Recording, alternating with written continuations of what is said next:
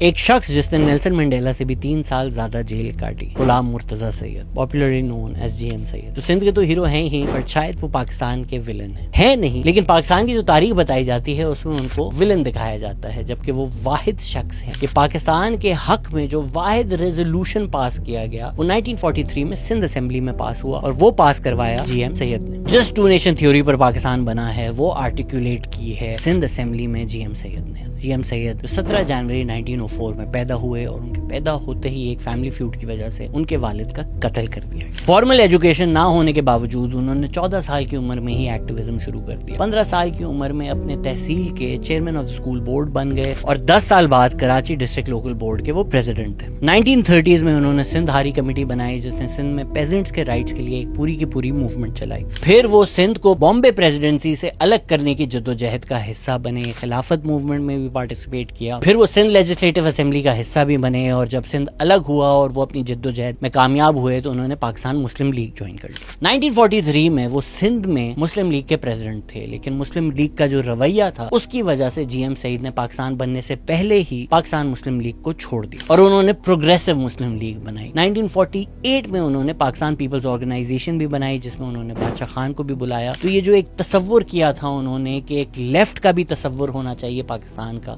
جس میں G M سعید اور بادشاہ خان جیسے لوگ شامل ہوں۔ جی ایم سعید نے لکھا کہ our entire national wealth is today concentrated in the hands of a few nawabs, jagidars and the new capitalists whose only incentive for help to the state is the lure of the liquor and the office۔ ایک politician, ایک activist, ایک intellectual, like many public figure specially politicians, ان کی کئی چیزیں ہیں اور کی کئی کہی ہوئی باتیں ہیں جن سے میں بھی پرسنلی ایگری نہیں کرتا۔ Politicians tend to be complicated figures, لیکن اگر پاکستان کے حق میں ایک واحد ریزولوشن پاس ہوا ہے ایک اسمبلی میں، تو جس شخص نے وہ پاس کروایا ہے اس کو تو ریکگنائز کرنا چاہیے as a Pakistani hero. It is unfortunate کہ پاکستان بننے کے بعد بادشاہ خان بھی غدار ہو گئے، جی ایم سعید بھی غدار ہو گئے، لیکن اب اگر ہماری آنکھیں کھل چکی ہیں تو کیا ہمیں بھی پھر سے نہیں سوچنا چاہیے کہ جن لوگوں نے ایوب خان کو اپوز کیا کیا وہ غدار تھے یا ہیروز؟